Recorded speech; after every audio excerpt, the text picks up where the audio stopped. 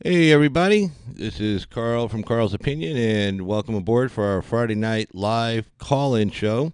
And a lot of news to get to. As you saw from the headlines, I'm sure you've already heard, Robert Mueller has delivered his report to the Attorney General, Robert Barr, ending his special counsel probe. One note of huge importance is that there were no further indictments regarding anything to do with conspiring with the Russians to fix the 2016 election. There were no indictments for Donald Trump Jr., for Ivanka Trump, for anybody else. That's pretty amazing. So there you go.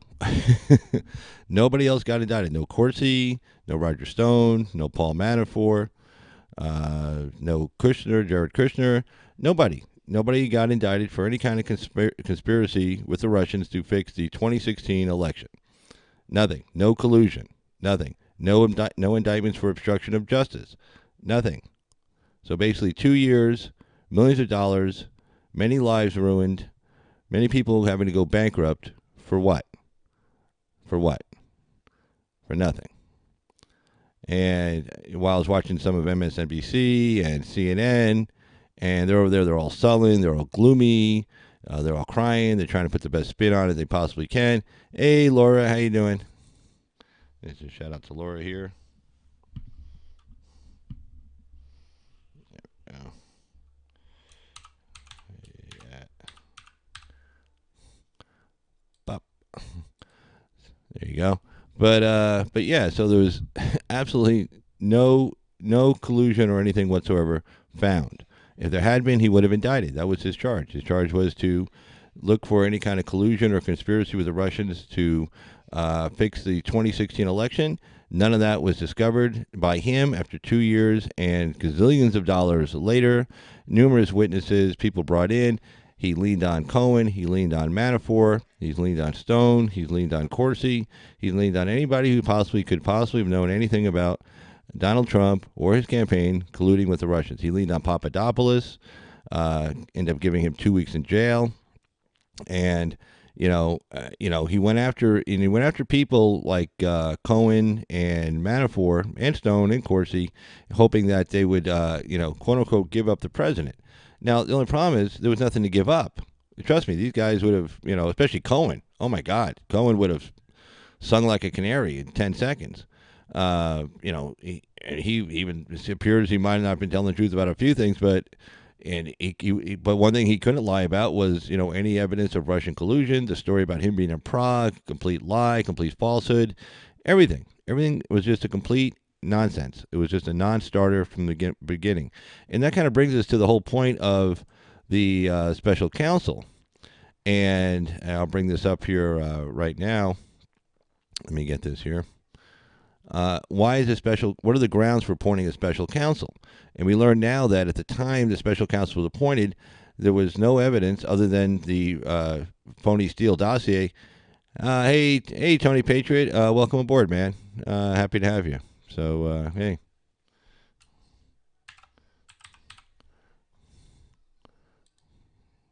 Welcome. Oh, yeah, welcome aboard, Tony.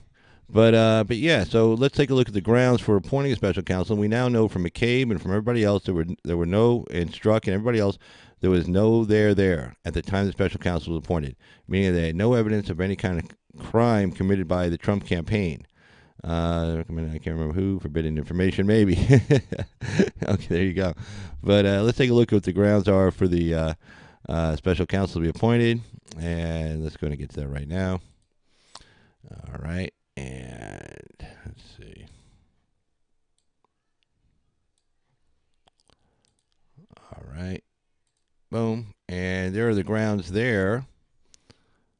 And this is pursuant to 28 CFR, which stands for Code of Federal Regulation. Basically, not every United States Code section has a regulation that explains it, that goes into greater detail than the statute, but most do. Like this would probably be under 28 United States Code 600, section 600, and here's 28 Code of Federal Regulation, CFR 600.1.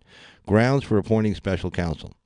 The Attorney General, or in cases in which the Attorney General is recused, the acting Attorney General will appoint a special counsel when he or she determines that criminal investigation of a person or matter is warranted. Now, that's important because initially everybody said, except for the phony dossier, which was we learned from Steele in his libel lawsuit. The only way we would have learned it when he was under oath at a deposition, that some of the information he got were from like call-ins, like the CNN.com, people just writing BS on there, and Joe Blow just saying, hey, I bet Cohen was in Prague meeting with these Russian handlers, and he included that in his report. And he never verified it. He never went to Moscow to verify any of the sources. Never met with anybody. Never confirmed anything. The FBI never confirmed anything. Justice Department never confirmed any of the allegations in the opposition research, which again was, we got to remember, this was opposition research paid for by the Clinton campaign. Clinton campaign attorneys for the Clinton campaign hired Fusion GPS. GPS then sought about to get dirt on Donald Trump. It happens in every campaign. But, a lot of the times this stuff isn't true. It's just dirt they get on them that they hope to dump like a couple of weeks before the election. There's not enough time for the campaign to react. Even if they do react, they end up having to react in a defensive mode, and they're playing defense the last couple of weeks before the election date. So that's what opposition research is. And Bruce Orr told McCabe that back in July of 2016. He said, "Hey man, I'm not real sure about this dossier." Because, my wife, he discloses, because, again, he doesn't want to get disbarred. He doesn't want to lose his law license. He sounds like a pretty civil servant kind of guy. And so we all thought Orr was like the really bad guy, but it turns out Orr was the honest guy. Hey, Black and Irish, how you doing there, young lady? And again, we all thought Orr was the bad guy, but Orr said, hey, look, my wife works over there, and they're just doing this as op research. And before you start, using this, you might want to verify it. And so, the FBI never did. They were more than happy just to have something in their hands. They could say, well, it looks like a print, acts like a print. Let's get a search warrant, on Carter Page. Let's get a FISA warrant on Carter Page. So anyway, at the time the special counsel appointed, there was no evidence of any crime committed by Trump or anybody in his inner circle. So that's the first test. And if you notice, after each clause you have and that investigation or prosecution of that person or matter by a United States Attorney's Office or litigating division of the Department of Justice would present a conflict of interest for the department or other extraordinary circumstances, and that under the circumstances it would be in the public interest to appoint an outside special counsel to assume responsibility for the matter. The problem is you never get past the first clause. There was no the acting attorney general, that would have been Rod Rosenstein at the time, when he appointed the special counsel. He knew there was no evidence. He knew the only evidence they had was the dossier, and he knew where that came from. He knew it came from the Clinton campaign, and so the special counsel should have never been appointed to begin with. Now, here's the problem: once you appoint a special counsel, these things kind of have a life of their own, and it did. And Bob Mueller suddenly found himself with a team of people from the FBI. Little did he know, these people all were hating on Trump. They buried the Clinton investigation. He didn't know. I guarantee you, he did not know any of this when he walked into this mess.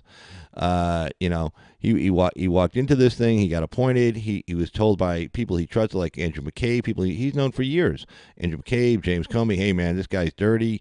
We got to keep an eye on him. Rod Rosenstein, I'm sure he's known him for years. And these are people he trusted, none of whom told him, the truth. Hey, man, this was just like an insurance policy we were using because we didn't want this guy to get elected.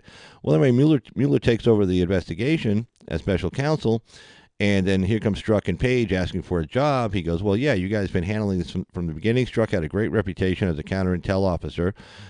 Knew his stuff backwards and forwards. He goes, okay, yeah, come on board. Well, then he finds out, then he gets information about these text messages, probably from Tom Fenton with Judicial Watch. Sarah Carter, she was doing a lot of investigation. She appears on Sean Hannity's show a lot. He starts learning that these guys really hate Donald Trump, and that they were also part of the Clinton investigation, and they're the ones who buried it. They're the ones who changed the language. And suddenly he realizes, oh my God, what have I got myself into? But now he's in it. What's he supposed to do at this point? He's in it big time, as they would say. He's in it up to his butt.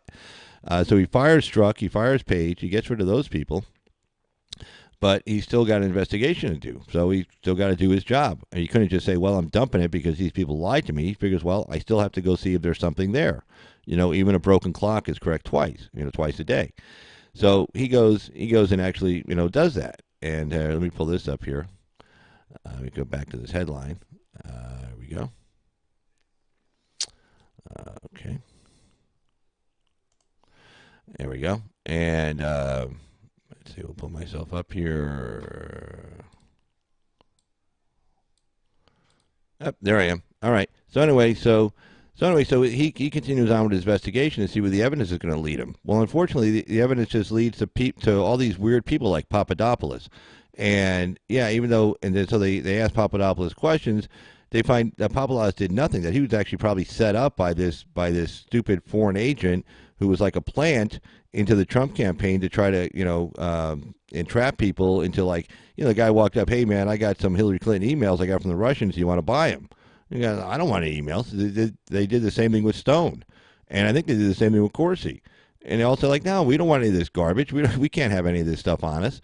But anyway, but they ask Papadopoulos questions. He gets scared. He gets nervous. He doesn't have an attorney there with him. He lies, says, oh, I didn't meet with this guy on this date. Well, you lied to the FBI. That's a separate crime by itself. So then he ends up taking a plea. Of course, the plea has nothing to do with Russian conspiracy with the Russians or collusion with the Russians or anything. Just that he lied. He gets sentenced to 2 weeks. Paul Manafort, they go after him. Well, it turns out they probably had him on the radar because he's, kind of the dealings he did with the Ukraine were kind of dirty.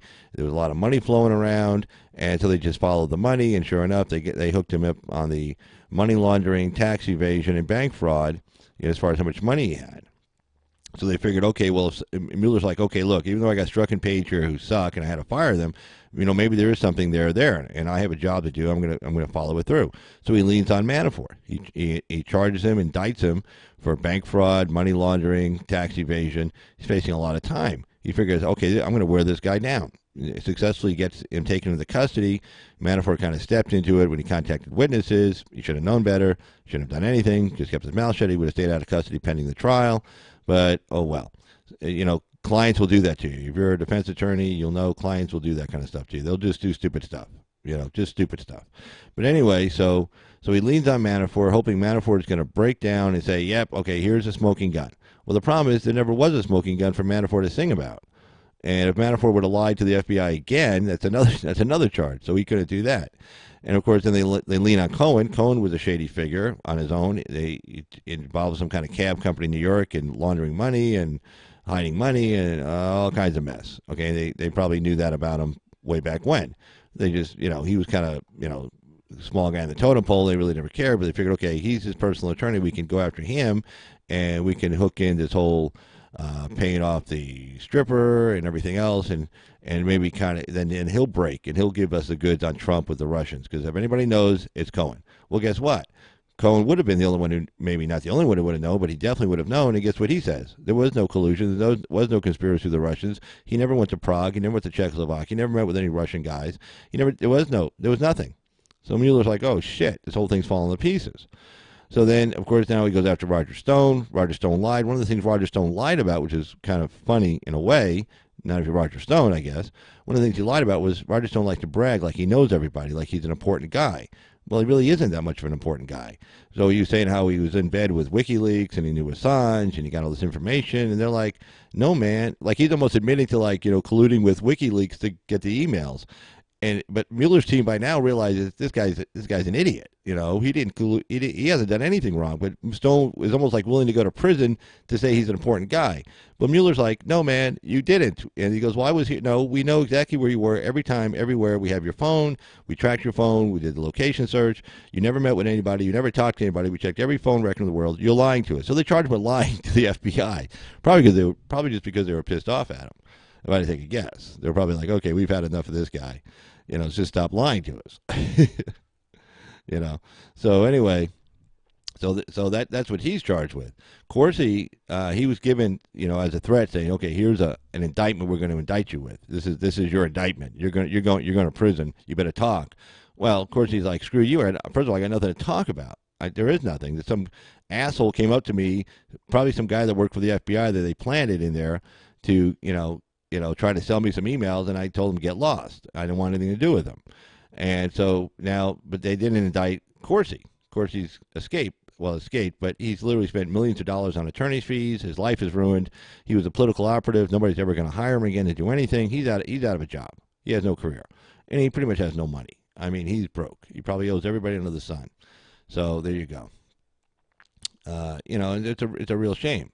So I mean, a lot of lives have been ruined through all of this, and I guess they can say, well, gee, we had a look, somehow, somewhere, but they really didn't have to, because the whole thing started off as a lie. It started off with these people who hated Donald Trump. Like Strzok said, I was down in West Virginia and I was hanging out. I was at a Walmart or something, and I was around a bunch of Trump supporters, and boy, they smelled really bad. And they looked bad and they smelled bad and all this. And they're just elitist snobs. They just, hated Trump, loved Hillary, wanted Hillary to win. When she didn't win, they figured, okay, we can take him out. John McCain was right there with him. Trump's right to be talking about John McCain right now. He is. John McCain, without vetting the document himself, without doing any kind of investigation to make sure that Russian dossier was correct, gave it over to the FBI. Well, the FBI already had it. They had it from Bruce Orr, who gave it to the Department of Justice and the FBI back in July of 2016 when he met with Andrew McCabe. So they already had it. But and you figured, okay, well, maybe he's being patriotic. He's trying to give it to the FBI. Well, the FBI already had it. Excuse me. So they didn't do anything with it. They didn't go forward. Well, John wasn't happy. John McCain wasn't happy. So he wanted to go to the press because he wanted to make a public spectacle of Donald Trump. The whole prostitute stuff and the bed in Moscow and the hotel room in Moscow and all this sleazy, scandalous stuff. He just wanted to take down a man who just got elected to be president, to try to hamstring his administration, so he couldn't get anything done. So he could not be a successful president. So basically, that's one of the most unpatriotic things you can do. He already gave it to the FBI. If he said he had a duty to his country, fine. He gave it to the proper people. He gave it to the FBI. Okay, and he knew the people in the FBI were no friends of Donald Trump, so they would have pursued it if it was really worth pursuing.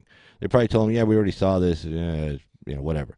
So, again, he leaks it to the press. He has his aide go to meet with the guy from Buzz. Well, first his aide meets with everybody else. CNN, you name it. Nobody wants it. Nobody's going to touch it. He meets with the guy from BuzzFeed. Yeah, BuzzFeed says, I want to take pictures of it. He says, you can't, but I'm going to go to the bathroom and leave it here behind. Please don't take any pictures. Wink, wink, nod, nod. BuzzFeed takes pictures. Enter Jim Clapper. BuzzFeed still can't print it, though, because it's not credible. It's not a credible document. It hasn't been vetted. It's not. If they print it, it looks stupid. It looks like they're just trying to put a hit piece on Trump. But then here comes Jim Clapper. So Jim Clapper has Comey take that dossier to Trump right before he gets inaugurated in early January of 2017 during the transition, and he has Comey brief him on it. Then Comey comes back, I briefed him on it. Well, now Clapper leaks that over to BuzzFeed and says, hey, the president was just briefed on that document you have. And now BuzzFeed can now print it saying, okay, the president was briefed on this document. Okay, the FBI, thinks it's important that they had to brief the president on it. So now they can put it out there because now it has legs. Now it has some kind of credibility. It has some kind of a source.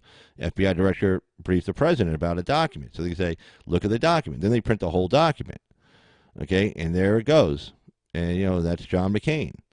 Willing to hurt a country, hurt us for his own ego, for his own revenge, for his own hatred of Donald Trump. He's not a patriot. Okay, John McCain's always been about John McCain, pure and simple. So the president's right to go after him. I have no problem with the president doing that.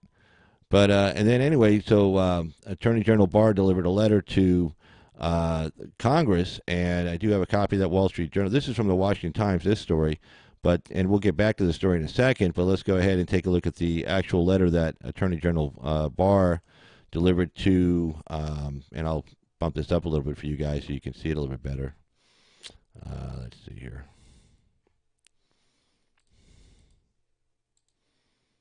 There you go. That should help. There we go. So, and let's take down this title here. That'll make it a little bit easier too to read. There you go.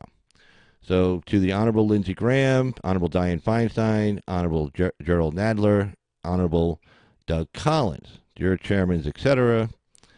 Okay, and let's get what we got here. All right, to notify you pursuant to this code section, 28 CFR 600. Again, this is a Code of Federal Regulation. Remember correctly, the one we pulled up earlier was 600.1. That was how the special counsel gets appointed. So pursuant to this federal regulation, this is how he has to make his report to Congress. The Attorney General makes his report to Congress after the special counsel delivers his report. So he writes, I write to notify you that pursuant to 28 CFR 600.9A3, that special counsel Robert S. Mueller III has concluded his investigation of Russian interference. Again, this was what his investigation was about, Russian interference. There was not one American indicted on a charge of Russian interference in the 2016 election. Just be clear on that. Now, one American has been indicted on the charge of conspiring with the Russians to interfere with the 2016 election and quote-unquote related matters. In addition to this notification, the special counsel regulation requires that I provide you with a description and explanation of instances, if any, in which the Attorney General or Acting Attorney General concluded that a proposed action by a special counsel was so inappropriate or unwarranted that under established departmental practices that it should not be pursued. And he cites the section again. That there were no such instances during the special counsel's investigation. In other words, he said he pretty much ran a clean investigation. The Attorney General saying that. The special counsel has submitted to me a quote-unquote confidential report explaining the prosecution or declination decisions he has reached as required by 28 CFR 600.8. I am reviewing the report and anticipate that I may be in a position to advise you of the special counsel's principal conclusions as soon as this weekend. Separately, I intend to consult with Deputy Attorney General Rosenstein and Special Counsel Mueller to determine what other information from the report can be released to Congress and the public consistent with the law, including the Special Counsel regulations and the Department's longstanding practices and policies. I remain committed to as much transparency as possible, and I will keep you informed as to the status of my review. Finally, the Special Counsel's regulations provide that the Attorney General may determine that public release of this notification would be in the public interest. I have so determined, and I will disclose this letter to the public after delivering it to you. Sincerely, William P. Barr, Attorney General.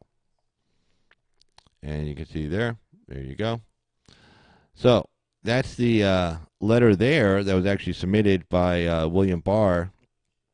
So we'll get back here. And let's go ahead and take a look now at the actual story. And let me minimize this again for you guys. Hold on.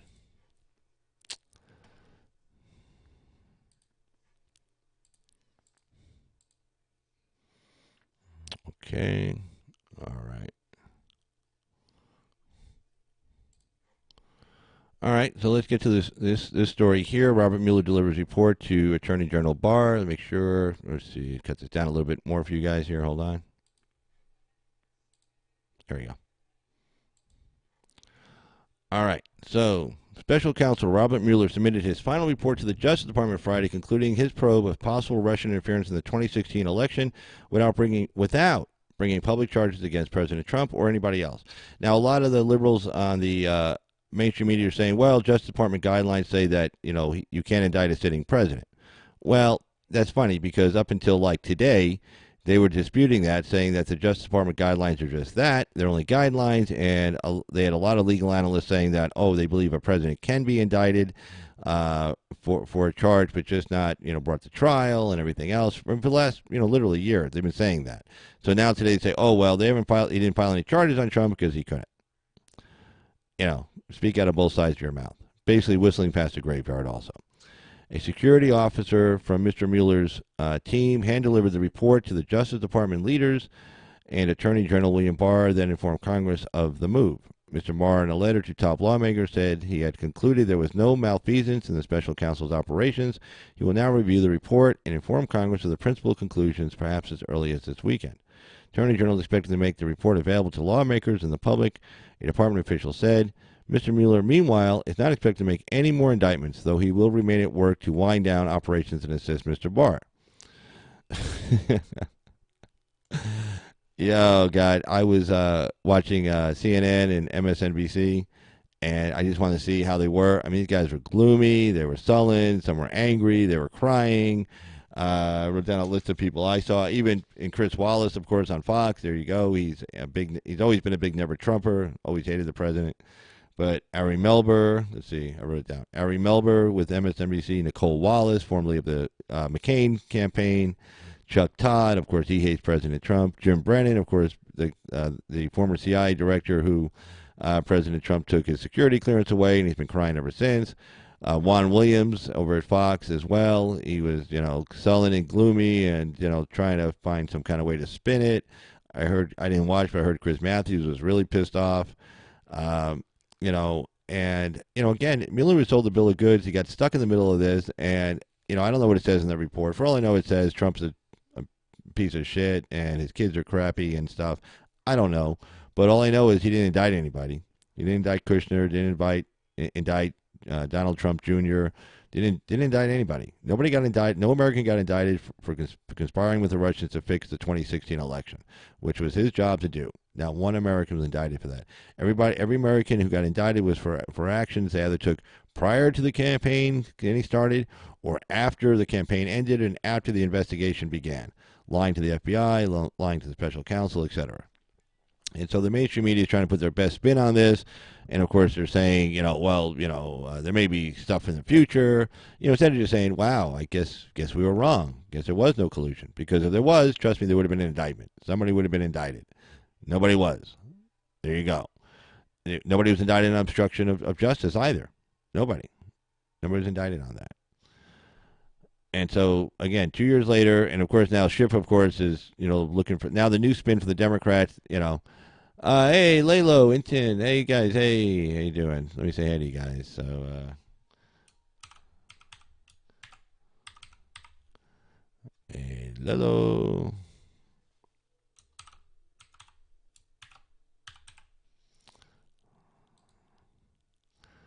Let's see.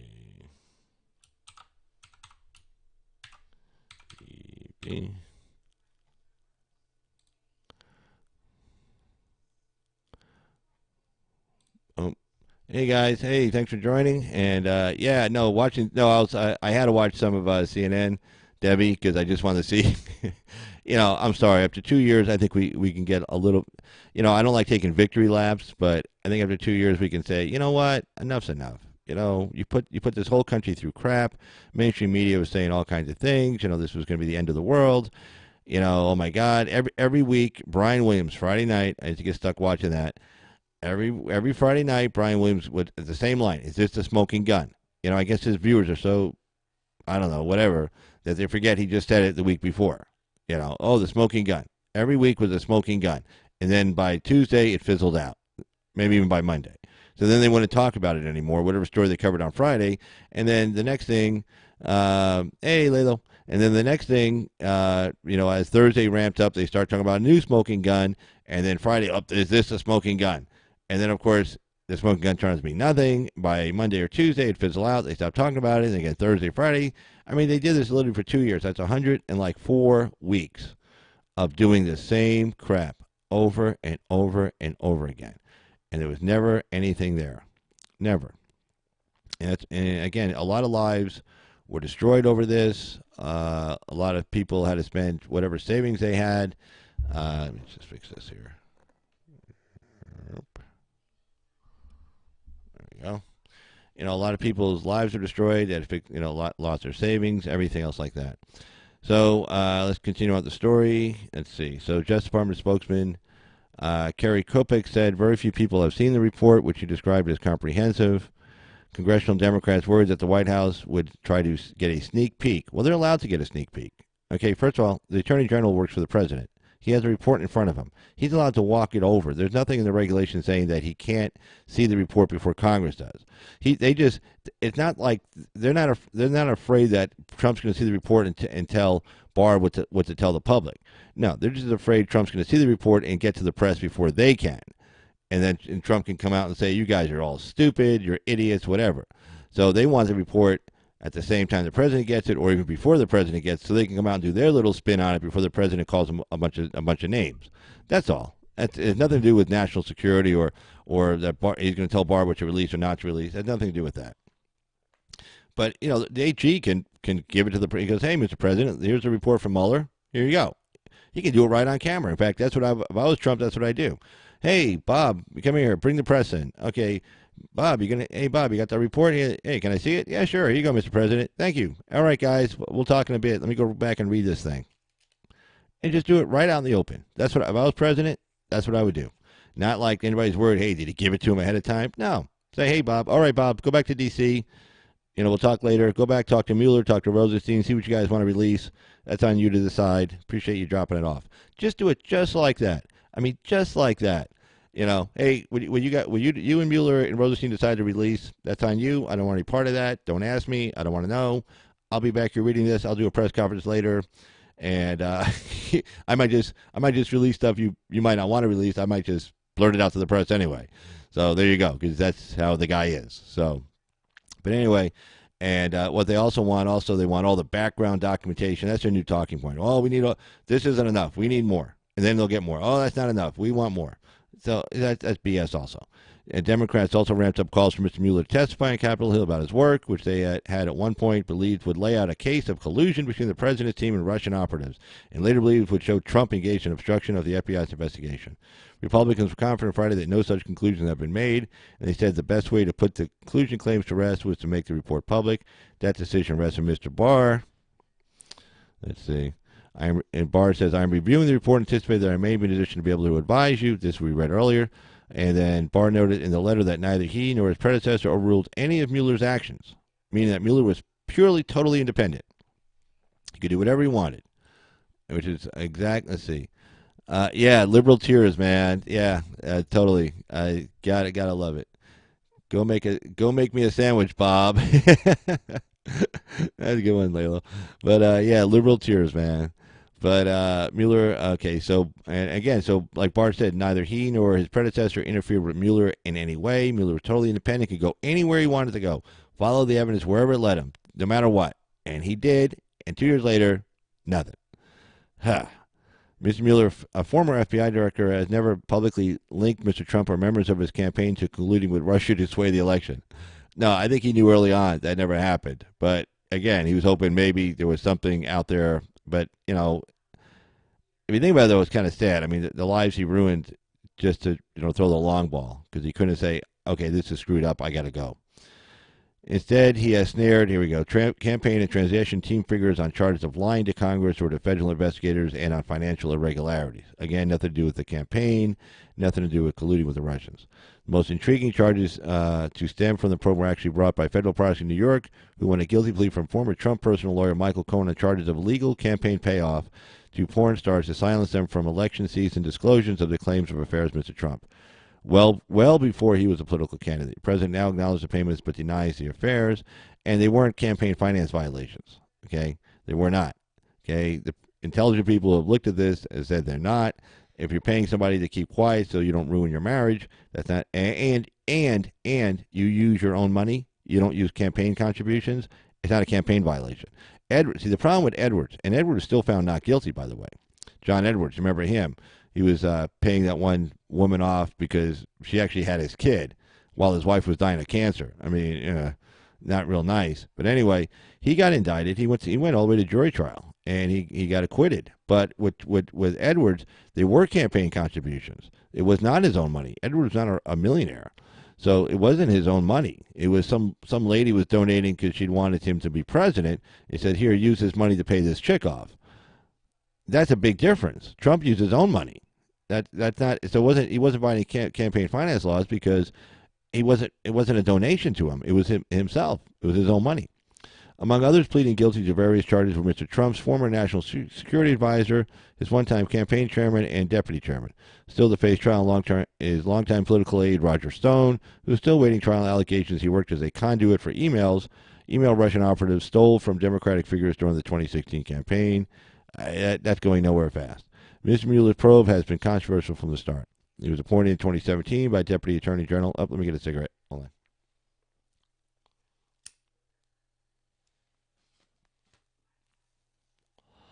He was appointed in May 2017 by Deputy Attorney Rod Rosenstein. Oh, hey, tell you what, let me get the call-in number up here. Sorry, guys. It's a live call-in show, and I don't have the phone number up. I'm sorry. All right. Boom. And... oh, wrong one. Let's see. There we go. All right. Call-in phone number is area code 775-273-8970. And if you do want to appear on a side-by-side video link through vmix Video Production, excellent video production, and I'm a subscriber to its services. And if you want to appear side by side, just send me an email. Put in the chat that you're sending me an email. I'll send you a link. None Your Business did it a couple of times already. It was really good, really high quality stuff, better than Google Hangouts, real good stuff. And anyway, I send you a link. You type in your username and hit go, and boom, you're in. You hit join call, and you see a picture of you, and then you're on. If you have Google or Firefox on your phone or tablet or laptop or desktop, you can do it. No big deal. And as long as you have a camera, obviously, in your laptop or desktop. So there you go. But anyway, let's get back here. Don't let it happen again. Laylo, I'm sorry. But anyway, so back to the story.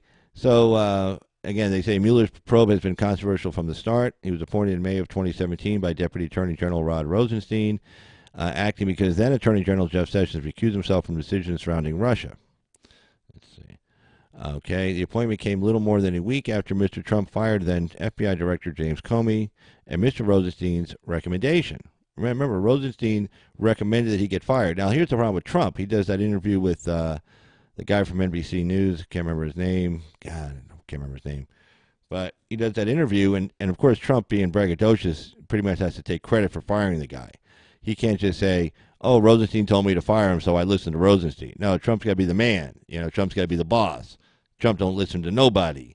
It wasn't Rosenstein telling him to fire him. He did it on his own. I fired him because of all this stuff about the collusion, the Russian investigation. Which, I mean, I don't believe. I think because right after the report came out from Rosenstein, then he fired him. It wasn't like he fired him before the report came out. Rosenstein wrote a memo, wrote a report saying this guy should get fired.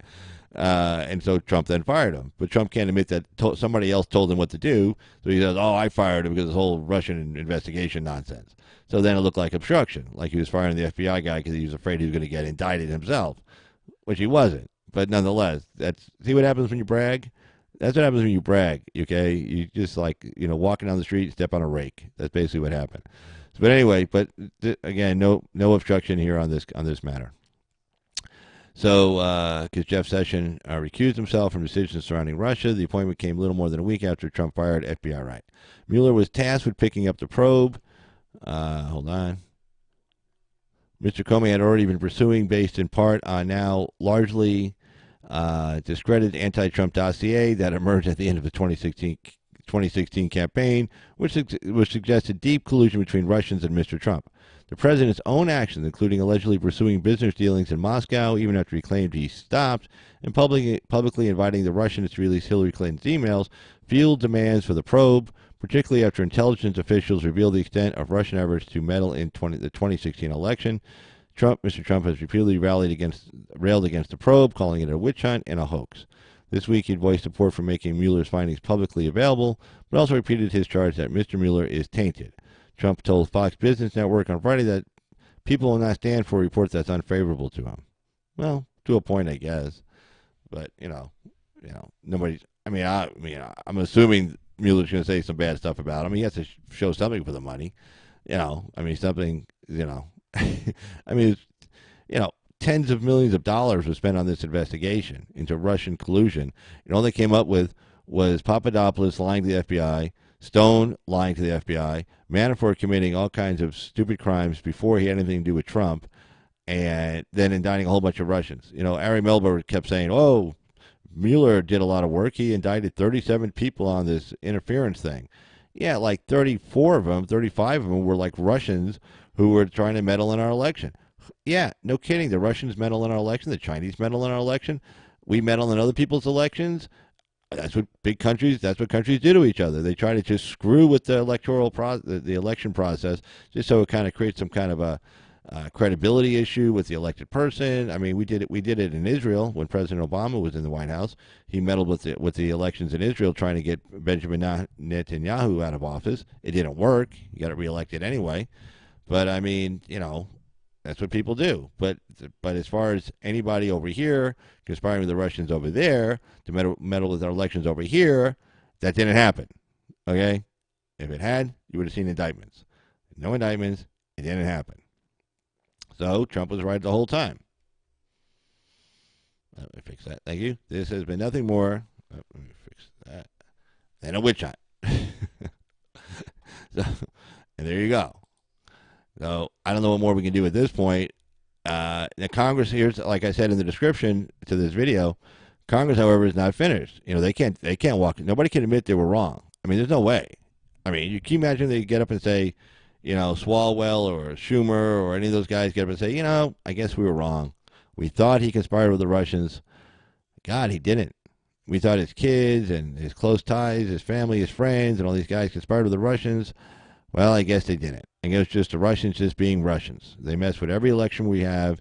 They always try to mess with our elections. They just like messing with us because, it makes us weaker and we become less strong as a country and more divided and everything else.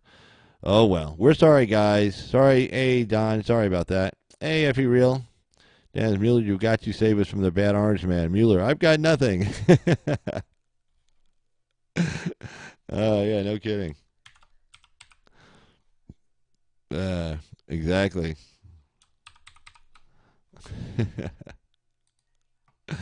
Yeah, it's like give us something, anything. Just give us something that looks like something. That looks like something. It's like, no, sorry, we can't help you. You're on your own. So let's see, what is this one? Okay, let me jump over here. Boom. Hey, there's me within a picture within me. Anyway, all right. Let's see, find the next story to talk about. But anyway, there's a call-in number, 775-273-8970. And again, if you want to appear on a side-by-side video, you'll be in a bigger picture than that. We're about the same size on the on the camera. So if you see that little picture in the picture of me, now it's side-by-side. We're both equal, the same size. And I actually have the ability to bring in two people at the same time, me plus two additional people, to be on camera all at the same time, if you want to do that. So if you and a friend want to be on camera at the same time and two separate cameras, you can do that. If it's one camera, then it's just one picture. But if it's like two people, like with two separate phones or two separate cameras on a Skype or something like that. Not a Skype, don't use Skype, but two different recording devices. So there you go. So then you can appear on that. But yeah, this whole story was just crazy. But it was just hilarious. It wasn't as funny as the night of the election of 2016. Watching everybody the meltdown videos and stuff.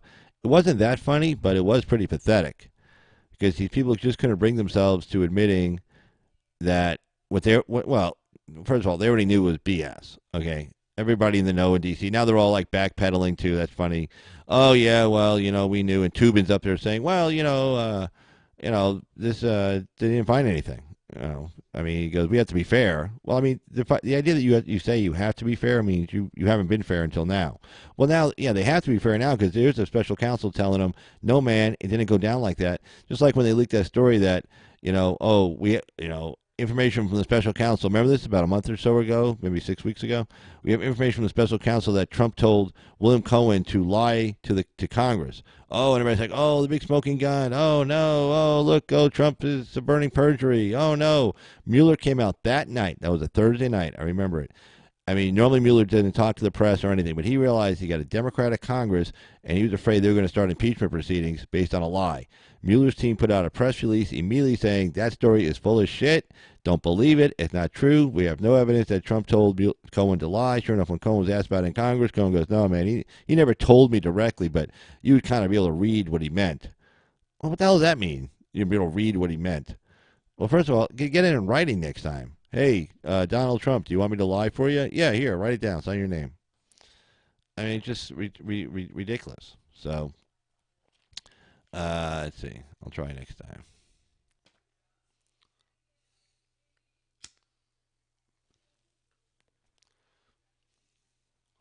All right, let's see. Let me find you guys another story here.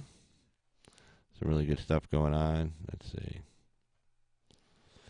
Let's see. Jordan Peterson.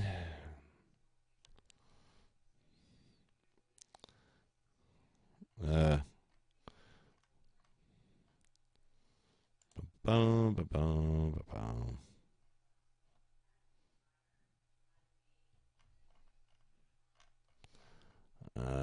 Let me go backwards. Okay, here we go. So, hey, I hope everybody's doing really good out there. It's Friday. That's a good thing. Let's see. Let's see.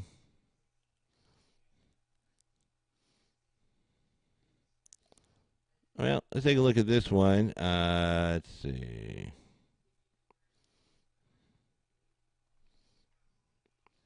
Mm-hmm. Uh-huh. Let's see. All right, let's jump over to this story. Again, this is Washington Times. All right, let's take a look.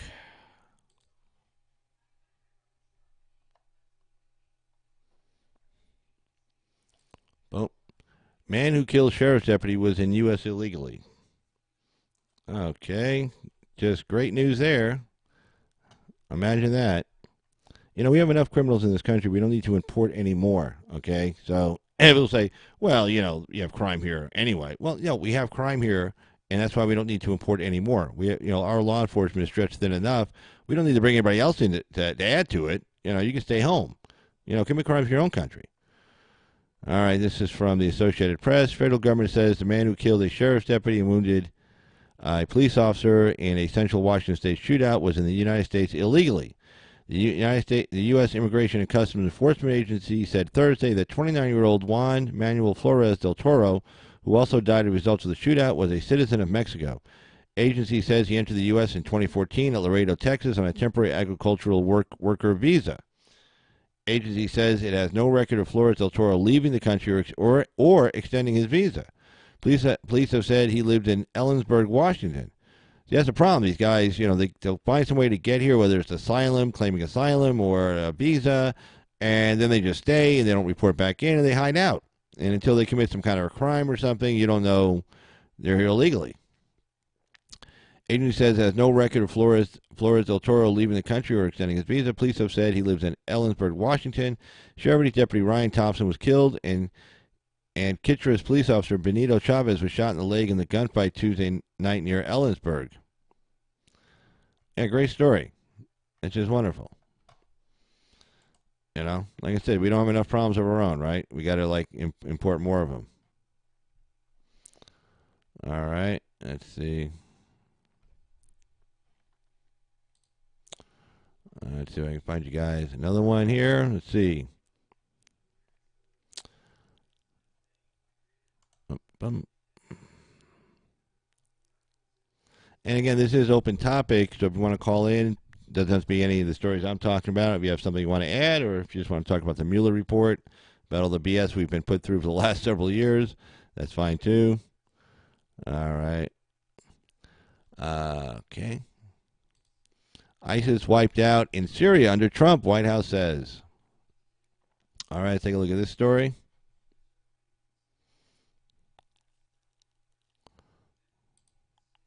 There's me. Hey, everybody.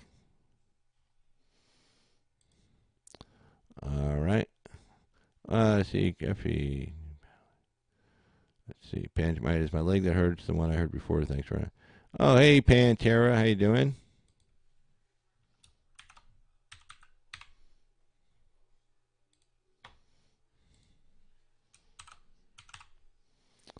There you go.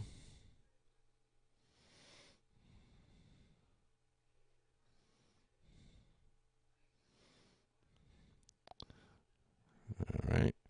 All right. So let's see. ISIS wiped down Syria under Trump, White House says. Okay. The White House said Friday that the Islamic State's territorial caliphate in Syria, where the terrorist group once controlled 8 million people, has been 100% wiped out. White House Press Secretary Sarah Huckabee Sanders showed reporters maps of Islamic State or ISIS territory in 2014, when it controlled large swaths of the war-torn nation and of Syria today, with all the previous Islamic State areas defeated by U.S. and allied forces.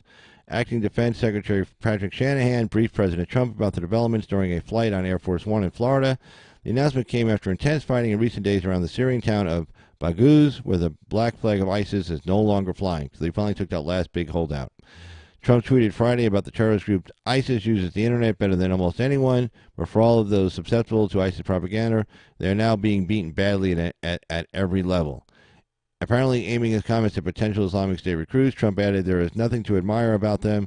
They always try to show a glimmer of vicious hope, but they are losers and barely breathing.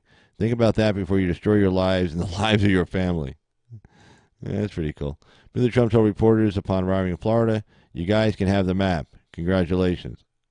The Pentagon has yet to issue any formal comment regarding the White House's claim of the terror group's final defeat in Syria. Mr. Shannon's spokesman, Lieutenant Colonel Joseph Bochino, declined to provide the Washington Times any additional details regarding the defense chief's briefing on the reported recapture of ISIS's final stronghold in the Syrian village of Baghouz. But recent reports from the village, located near the group's main redoubts in the eastern Syrian city of Deir ez-Zor, says U.S.-backed militia forces and American warplanes have ceased fire, with ground forces moving through the area and reportedly pulling down ISIS' infamous black banners that had waved amid the buildings and tents of the village. However, Allies' airstrikes combined with heavy gunfire continued to echo in the eastern part of Baghouz throughout Friday. CNN reported sporadic gunfire could still be heard at the site. Well, yeah, you're going to have a couple of guys who are just, refuse to surrender or got caught in little pockets of resistance. Maybe they don't even know it's over. Kind of like those Japanese soldiers in the caves they found 20 years later, in those little remote islands. They're sent there to, guard someplace. So, cool channel. Oh, thanks, Pantera. But let's see. The Islamic State emerged in the wake of President Barack Obama's decision to withdraw all U.S. forces from Iraq in 2011 after Iraqi leaders refused to guarantee standard immunity for American soldiers deployed there. Now, it's fine as far as pulling them out, and he could have negotiated some kind of a deal, but he was no interested in negotiating a deal. They said, they refused to give immunity to American soldiers. Well, yeah, they wanted something, okay? That's called a negotiation. Okay, but let's be honest. President Obama just wanted to pull the troops out. He didn't want to keep them there. So when they gave him a way out, if you will, play on words, they said, well, we're not going to give your troops immunity. And instead of Obama coming back and saying, well, okay, what if we do this? Could we do that? Which they probably would have. But Obama was said, oh, well, okay, well, then we're leaving. Okay, because that's what he wanted to do anyway. But then even after he left, if you remember when ISIS first started coming through Iraq, they only had 5,000 troops. That was it. And they had no heavy weapons. They were in the back of pickup trucks, these little mini pickup trucks. I mean, we have artillery, we have 20, 30, 40 millimeter cannons, 50 cals. 50 cal will tear up a little dinky pickup truck like it was standing there. With 5,000 people coming down, through Iraq, because the Iraqi army just fell apart. They had 80,000 guys up there, or 60,000. They just fell to pieces. He could have sent one Marine Corps regiment with air support, Apache helicopters, artillery. Trust me, it would have wiped out those 5,000 guys in a heartbeat. And they were out in the open. They were traveling between the cities. They were out in the open. An airstrike could have really taken them out. But no, he refused to do anything. He refused to put any troops back in or to take these people out. He just let them go, walk right down, heading for Baghdad. In fact, we were starting to evacuate the embassy, if you remember correctly. The green zone, or the white zone, whatever the hell they called it.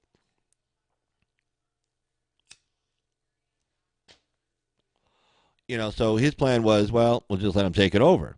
Which, in my opinion, is probably what he wanted to see happen. He wanted to see the caliphate in Iraq, in Syria. Because if he wanted to stop it, it was too easy. I mean, again, they were out in the open. They weren't dug into the cities or anything yet. They were traveling between the cities. And Iraq is an open desert. You can pick them off really quick and really simple without a lot of cost. He chose not to do it. And then, sure enough, after they get embedded in the cities, he does a press conference. I remember watching this from the Pentagon saying, oh, this is going to be a generational fight. This will take a generation to get this done because they're dug in. Well, that was bullshit. It wasn't going to take a generation to get these people out of there. Obviously, it didn't. Trump's done with them in 2 years.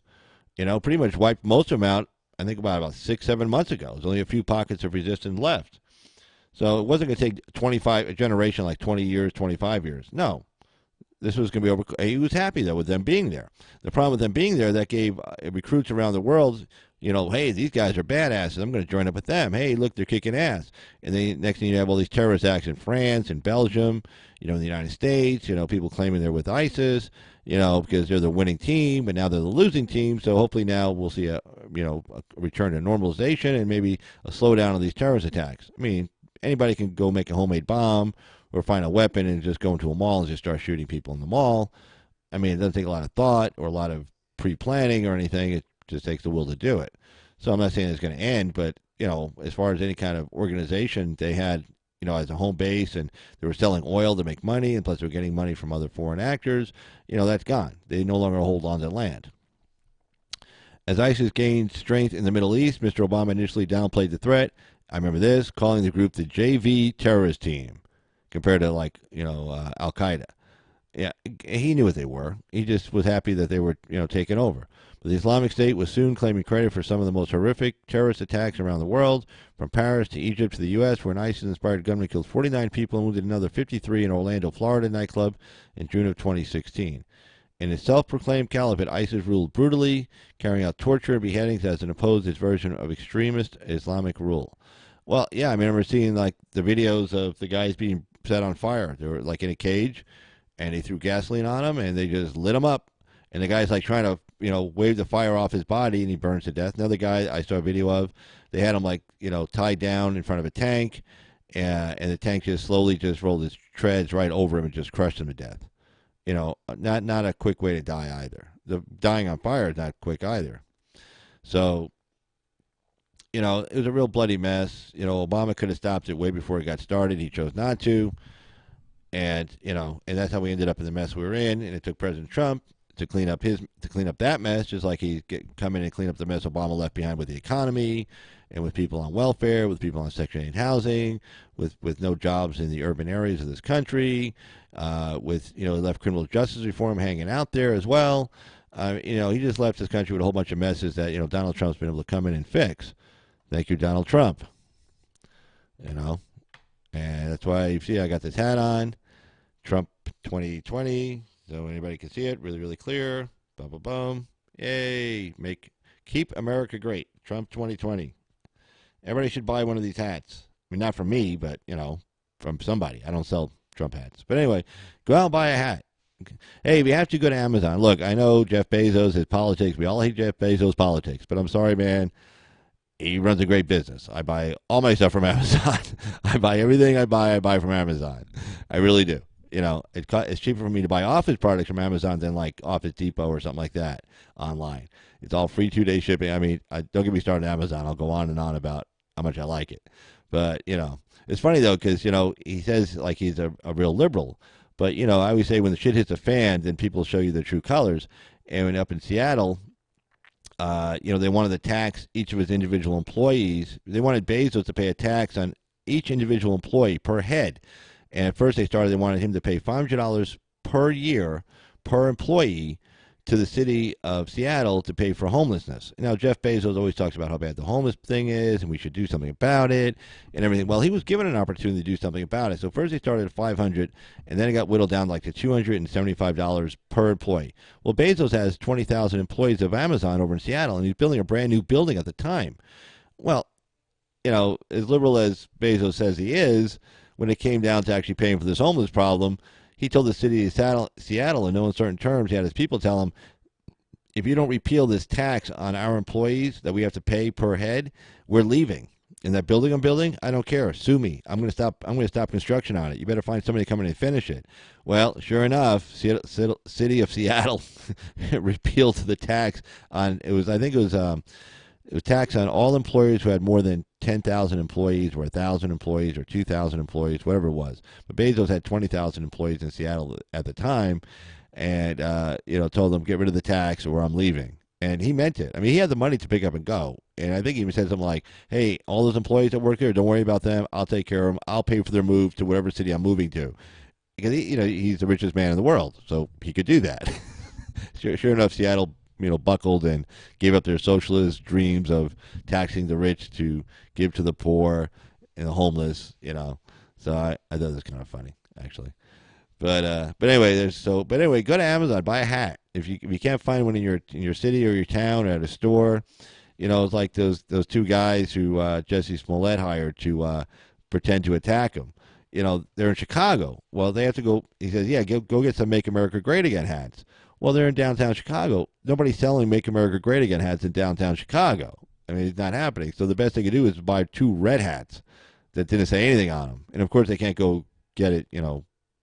Some logo Make America Great Again on it because then it'd be too obvious. I mean, it was obvious enough. Instead of going to another city and buying stuff there for this alleged phony fake assault, they stayed in Chicago, they bought their stuff there, and of course they're on camera, and I'm sure somebody remembered, hey, there's some guys here buying some stuff like some rope and shit. But oh well. But anyway, call-in number is area code 775-273-8970. Everybody wants to call in, feel free. Or if you want to appear on a video link, just put it in the description, in the chat room saying, hey, I want to appear. Oh, hey, Little Rock.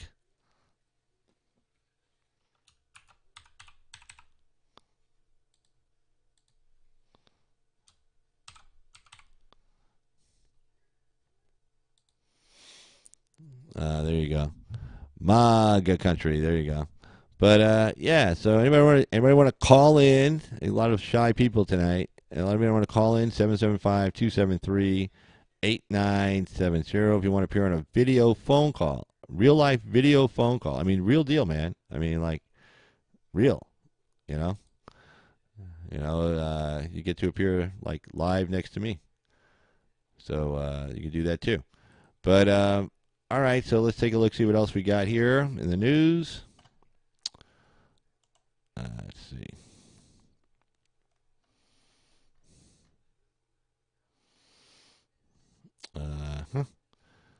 Let's see. Midwest flooding. Trump notices for now. Let's see. Just a few minutes ago. Let's see what this story is about.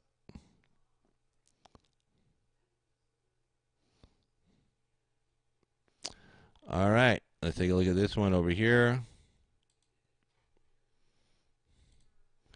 Anyway, the GOP says Mueller report should end collusion claims. Well, yeah, they should, but you're dealing with the Democrats, and of course, what else are they going to do? Remember now, they have no policies except for we got Effie Real calling in. Hold on. Hey, Miss Effie Real, how you doing? Hi, Mr. Carl. How are you? I'm pretty good. How are you today? Doing good, doing good. So what are you up to? Did I assume you heard about the Mueller report? Yes. Do you like? You're talking about the Mueller report? Absolutely. I was listening to you talking about it. Okay. I caught it a few minutes ago on another channel, and then I saw you were live, and I heard you talking about it. And so what do you? As we were talking about. Go ahead. Oh, it's as we were talking about a week and a half ago when Pelosi and Schumer were like, I don't think we're going to be talking about impeaching anymore. I know we ran on that and all that, but let's just drop that right now. It's not good for the country. And we're like, yeah, we know what's in that Mueller report, a big fat goose egg, and they know it. Yeah, see that I agree. I thought at the time when they were saying all that they knew what was in that report, so they were kind of trying to downplay this whole impeachment thing. Like they knew what was in the report. Because the country, they cared about the country. I don't believe them as far as I can throw them, and I'm only 5'1", so I can't throw them very far. So, No, they weren't doing anything to benefit the country. That's why you're right. Their motivation for saying they're not going to impeach wasn't for the country; it was for themselves. They knew what was in it. They already had egg on their face, and now they're looking for a way out. They're looking for a way out. It was only going to turn out bad for them if they kept pursuing that line, and they knew it. They knew how it would look. And it's just, let's spin this fast. As soon as obviously the information was given to them well ahead of this release. Right. Yeah, because I'm sure Pelosi knows people that are in the Mueller camp, and they got information, and probably most likely even if Mueller was talking to Barr says, "Hey, I'm going to brief like the leaders over there in the House and the Senate, the Republicans and the Democrats." Mueller's like, "Yeah, brief them ahead of time so they don't say anything stupid." And so he went over there, talked to Pelosi, and he probably talked to McConnell and Schumer and the minority leader in the House, and said, "Okay, guys, just so you guys don't say anything stupid here. There's nothing coming down." So, but yeah, that's why they're saying, "Oh, we're probably not going to." I agree with you. Well, we're probably not going to impeach for the good of the country. That's why. Yeah. Okay. Gonna, yeah, we're gonna. How can we spend this? I'm wondering who it is that actually sits down and writes their talking points, because most of them, they don't have enough sense to make change for a nickel. So I wonder where when this information gets to them and it's like, okay, the excrement is hitting the oscillating implement, and so what are we going to do? And so I just don't see most of these people as being that intelligent, frankly. Yeah. Because they get their talking points and then they all repeat them. So I just wonder, who is it that's writing these talking points? Who is it that's really, I know it sounds conspiratorial to say it that way, but just from observing, what's outwardly available to observe, we see these people and they're not bright. No. Unfortunately, they're not. But it's funny. They don't have to be very bright because they count on their supporters to be like the low IQ supporters. They always said like we're the deplorables over here and all this other stuff. But we're actually like the people who are like really informed. And since we're conservative by nature, that means we like hearing other points of view. We like being challenged. We like a good debate. We enjoy that. A lot of classical liberals say that nowadays. A lot of guys on YouTube, classical liberals, say, "Gee, if I want to have a debate, I have to talk to a conservative because if I try talking to someone on the left, they get all angry and mad if I bring up some good points."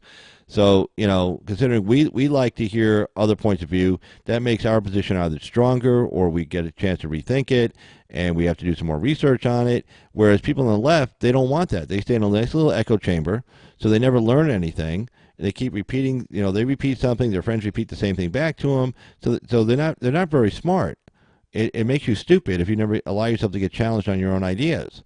So that's the problem with the left. They all just talk to themselves. They all agree with each other, and they never get challenged. And when they do get challenged, what do? They throw a fit. They riot. They become like Antifa. They just destroy stuff. Instead of having debate, they just start beating people up. Or they'll take somebody's hat off their head, or they'll throw soda in a kid's face. If you can't argue the point, there's an old saying in law, Effie. I think I talked to you about this once before. It's like when you're arguing a case, like if the facts are not on your side, you emphasize the law, a legal part of your argument. If the law is not on your side, you emphasize the factual parts of your argument. So it basically is known as if the law is not on your side, you pound the facts. If the facts are not on your side, you pound the law. And if neither is on your side, you pound the table. Just start yelling and screaming and hopefully distract somebody long enough to win, or at least go home without getting hurt. So that's what the people on the left do. They don't have the facts on their side, they don't have the law on their side, so they just pound the table and throw a hissy fit, and that makes them dumb. Yeah. So when you say, well, who's writing their talking points? Well, the same dumb people that that they are, unfortunately, and that's why what comes out of their mouth sounds really, really stupid. That brings me to another legal question about it then. In Florida, we have sunshine laws, and I'm sure other states do as well. It just sounds more appropriate in Florida, sunshine laws. Yeah, it does sound But nice. we have those, so people in city council cannot go and have dinner and discuss how they're going to vote on something, things like that. Right, basically, we call them here, we call those open meeting laws.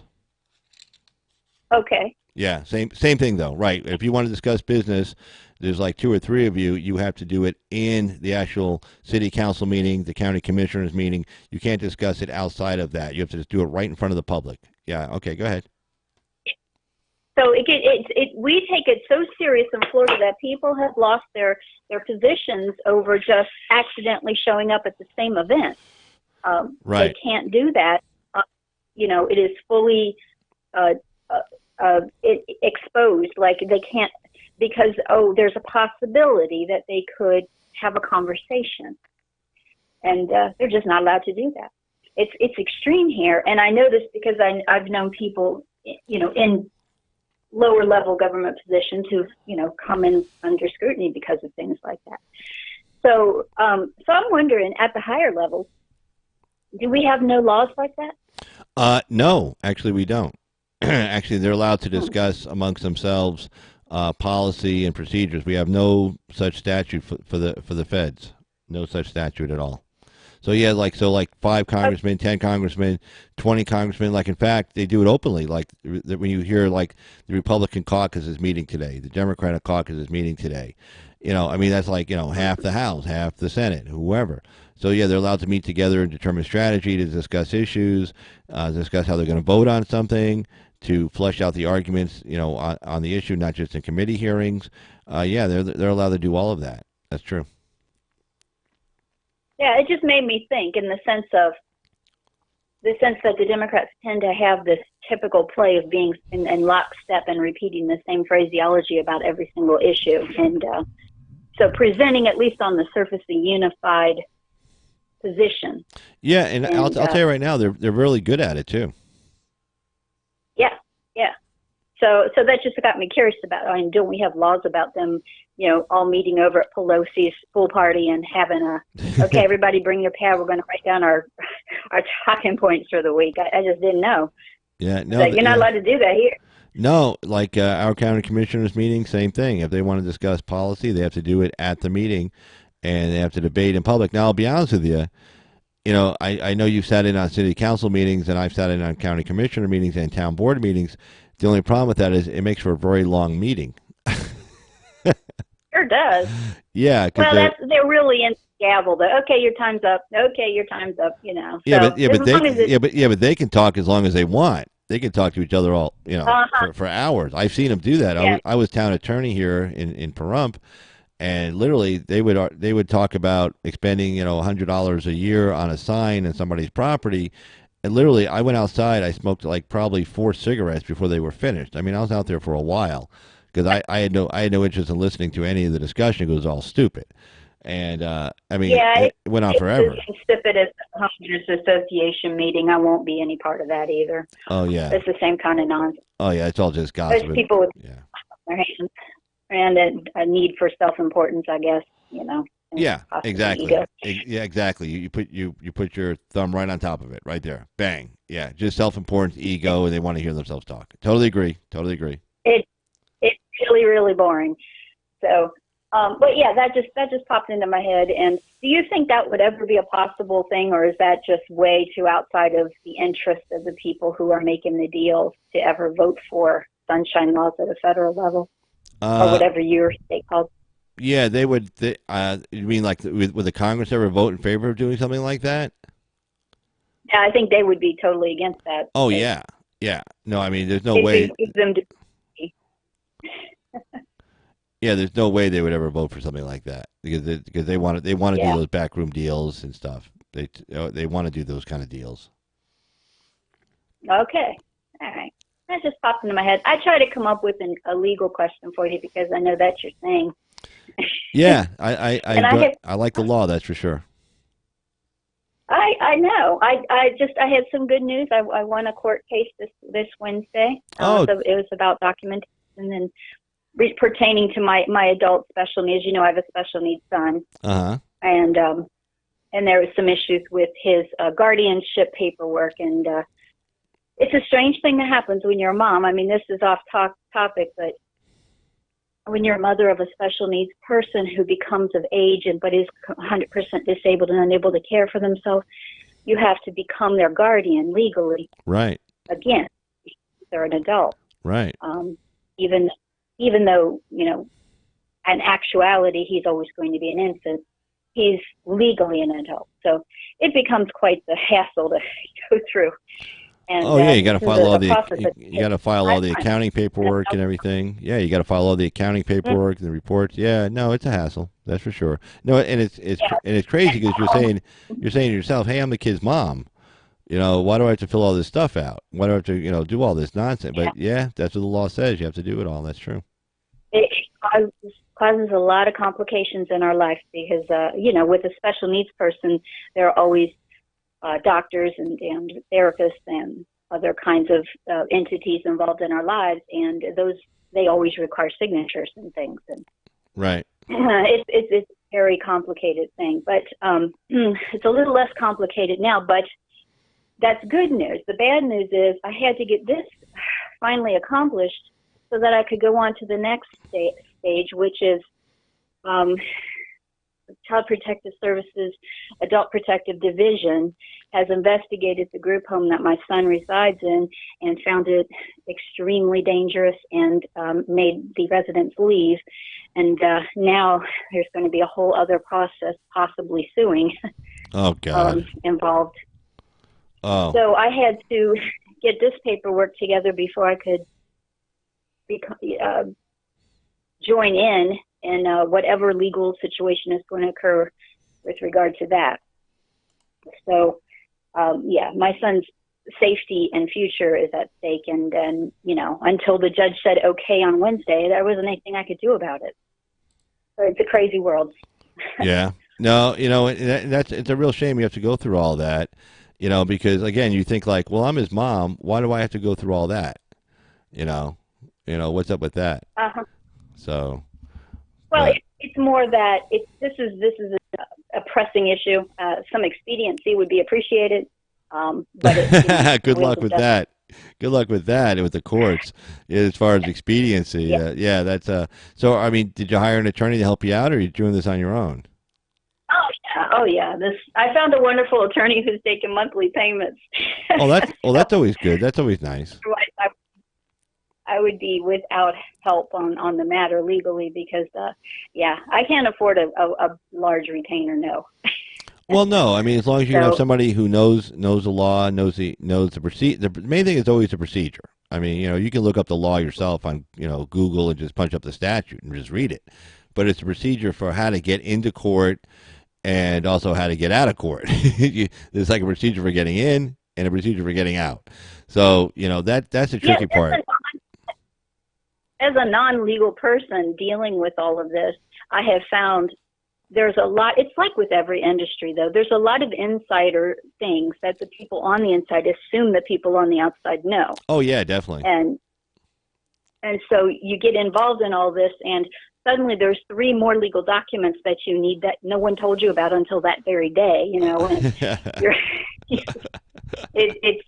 the judge actually signed 5 separate orders on Wednesday. So, oh wow. I didn't even know there were going to be 5 separate orders, or how there could be 5 separate orders about our case, but yet there were. And that's the first I heard of it. Yet it all got accomplished. My lawyer was happy, so I guess I'm happy. But yeah, if your lawyer was happy, well, first of all, the judge signed the orders, so that would make your lawyer very happy. And so, yes. when you're walking out the door with a bunch of signatures on your orders that you submitted, that's a good day. Mm-hmm. That's a good day, without a doubt. So he's a very understated guy, attorney. I just know if he slightly smiles that everything's okay. Yeah, right. If you get a smile if you get a real smile from us, then that's a good day. It's like, oh, phew. Or even you get a look like, oh, good, I'm glad that's over. That's a good day also. Yeah, I was standing on the precipice of I'm going to have to pay another few $1,000s I don't have, or this is going to be over with today. Yeah. But that's the end of that battle. We have a new one. I've been on the phone all week with officials and people and code enforcement, law enforcement, adult protective services. It's going to be quite hairy when it's all said and done. But most states have like a compliance office, or like you said, an adult enforcement office. That actually does the investigation, does all the groundwork, and they do that. It doesn't cost you anything for them to do that. Now, if you want to get some kind of damages, as far as like a lawsuit, then you have to hire your own attorney for that and pursue that as a civil matter. Generally when the compliance office gets involved, they're looking at a criminal investigation, or at least getting the person compliant, or both. But if you want to pursue generally a civil remedy, then you have to hire your own attorney, and that's I hate to say it, but that's a real pain in the ass, hiring an attorney. And if you think all the paperwork you just did was a lot, wait till you actually go out and do a real deal civil lawsuit. All these discovery documents and everything else under the sun, and that's going to take a few minutes of your time for sure. in my case, it's not even the issue, and I wasn't the one that started this investigation. But my son's first group home was shuttered for all kinds of non-compliant issues and safety issues, and even some abuse issues. So this is the second company we've worked with, and the same old stuff is cropping up again, and now it seems to be even scarier with regard to the building possibly being condemned. Oh, So, wow. according according to the Adult Protective Services person that I spoke with 2 days ago, he recommended code enforcement condemn the building. So Oh, I'm waiting to God. hear back on that. Oh, Jesus. So anyway, me to take your topic so far off topic. It's just my legal battle for the week, and Oh then no, when this is things I always put it I always now, at least the last couple of weeks, put in open topic in the description. I say this and open topic. So yeah, it's a live call in show, so whatever you guys want to talk about, it's fine with me. You know, oh, it's just I like it because it broadens the discussion, and also it broadens my knowledge. So hey, anything you want to talk about, yeah. we're fine. We're good. Hey, I'm always looking out for you, Mr. Carl. That's why I call. All right. Hey, well, thanks for calling, Miss Effie Real. I totally appreciate the call. So, anyway, hopefully that all works out with your son and everything. I really do. Okay, I really hope that works out. I'll say a prayer for you. How's Thank you. that? I appreciate all the prayers that we can get on this matter, and so far they've been helping quite a lot. All right. Well, you got one more coming from me. Okay. Bye bye. All right. Take care. Bye bye. And that was a great Miss Effie Real. And thank you, Miss Effie Real, for calling in. And wonderful phone call. Called in about, I want to say, through about 3 weeks ago. Had a really nice conversation with her. It was really good, and we had a really good debate too. So that was a lot of fun for me. But let's see what we got here. Let's take me off of. I know how much you guys like seeing two of me, but I'm sure you don't. So we'll take one of me off. But yeah, live call-in show. It's the topics we discussed, and also it's open topic. So if you want to talk about some other area of the news or anything, current events, whatever you want to talk about, hey, I'm game. We'll talk about it. If you want to appear by a live video link phone call, and basically what that would look like would be kind of like, I'll show you. Let's see. Boom. That would be like that. And so I'd be here, and you'd be there in that picture. That'd be you. And above you would be your name, and well, your username or your real name, whatever you go by. And you appear live on video, and it's pretty cool if you enjoy that kind of thing. If you don't, I understand. But if you want to just call in, that's fine too. So, whatever you guys want to do. Anyway, so let's see what else we got going on in the news here today. Let's take a look. All right. Let's see what else we got. Let's jump over to the Wall Street Journal. There's some stories in there I wanted to talk about. Let's see. Let's see.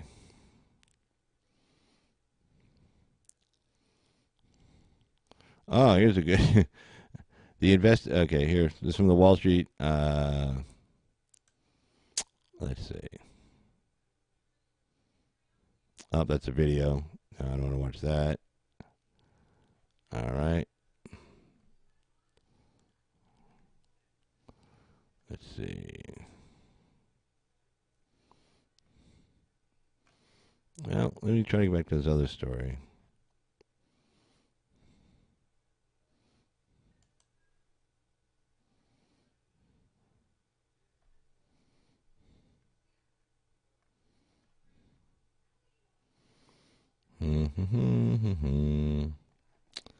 All right, let's get out of there. Let's see.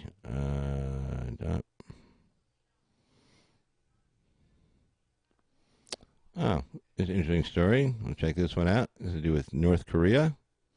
And it's from the Wall Street Journal.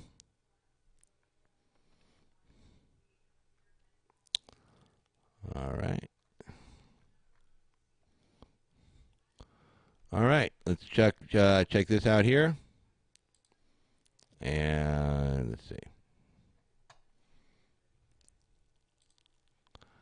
All right, Trump blocks large-scale sanctions planned against North Korea. This was kind of interesting. There was North Korea's kind of being a jerk lately, a little bit. They just pulled out of a liaison office they had set up just north of the demilitarized zone, and they said they're leaving, and the South was like, oh, gee, well, they were pissed off that Trump didn't give them a deal last time. So this is called negotiations. You know, like they probably read Trump's book. Really, I bet they did. So this is part of the negotiations. They're going to play a little hardball with us, but that's okay. That's called the go. We got it. We got a leader with big shoulders. Okay, big broad shoulders. He knows how to negotiate. But anyway, so for whatever reason, Trump decided I'm going to do this. I'm going to do something.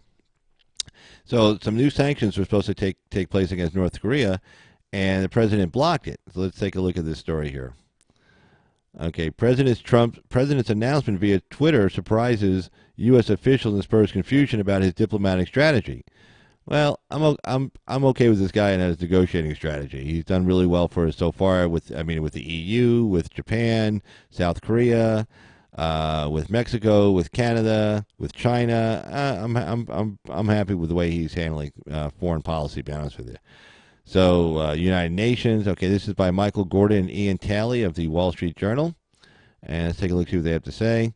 President Trump said he wouldn't move forward with a round of large scale sanctions against North Korea on Friday, catching senior officials in his own administration by surprise and spurring confusion about his diplomatic strategy to induce Pyongyang to give up its nuclear arsenal programs. The decision was the latest in a series of high profile declarations by Mr. Trump, contravening actions and decisions by agencies and even by his own appointees on issues ranging from foreign policy to election meddling and drew criticism from national security experts and lawmakers. As with many of Mr. Trump's policy assertions, Fridays came in a Twitter message with no advance notice to officials across the government, including within the North Korean division at the Treasury Department's Office of Foreign Assets Control, which investigates violations and develops the sanctions. Mr. Trump also announced on Friday that Islamic State land holdings in Syria had been eliminated, contradicting the Pentagon. Once again, President Trump is making critical. I don't hear what Engel has to say. I see. All right. Well, we'll skip. I don't want to. Okay. Here's Elliot Engel. Of course, he had nothing good to say about President Trump, but I'll read it anyway. Once again, President Trump is making critical national security decisions on the fly with tweets that directly conflict with the advice of his cabinet and experts, said Representative Elliot Engel, chairman of the House Foreign Affairs Committee. Mr. Trump's decisions may have been made because of fears that North Korea, which on Friday pulled out of a cooperative venture with South Korea, could begin missile tests in retaliation for U.S. sanctions, one person familiar with the matter said. In a Twitter message, Mr. Trump wrote, I have today ordered the withdrawal of those additional sanctions. Initially, administration officials believed that Mr. Trump was addressing the sanctions adopted Thursday against two Chinese shipping companies that U.S. officials say have been engaging in illicit trade with North Korea. But another person familiar with the matter said later that Mr. Trump actually was referring not to the shipping company sanctions on Thursday, but to a much tougher package of sanctions that had been discussed within the administration but has yet to be decided or publicly announced. Mr. Trump was not suggesting reversal of what was already announced, this person said. Rather, he was talking about not moving forward with additional large-scale sanctions. White House officials didn't clarify what particular sanctions Mr. Trump had in mind when he issued his statement Friday. The Treasury Department's press office referred questions of the matter on the matter to the White House. So the White House officials say, "Well, we're not going to clarify it. You know why? Because they don't know. They don't know which ones he was talking about. He probably didn't tell them." And then the Treasury's like, they asked the Treasury, "Well, okay, well, what's he talking about?" They say, "Oh, go talk to the White House." And they talk to the White House. The White House says, "We don't know. Trump's down in Mar-a-Lago. Go ask him." So it's like, oh, that's hilarious. I get a kick out of that. But let's see what else we got going here. Let's see. Jump over here. You guys don't have to see me bouncing around here.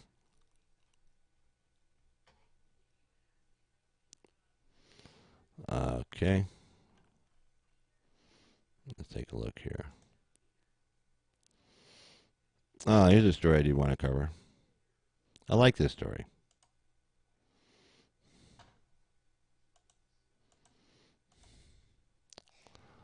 All right. Let's do something real quick here. A little housekeeping. Do.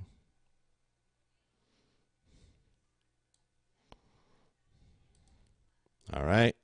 All right, let's take a look at this story over here. This is from the Wall Street Journal again. All right, Trump endorses Israeli control of the Golan Heights. Let's see, let me fix this up a little bit for you guys. Well, that's about it. Okay.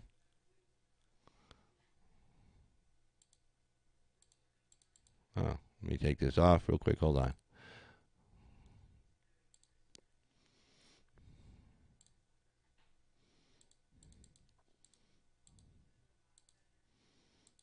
Nope, I ain't doing it.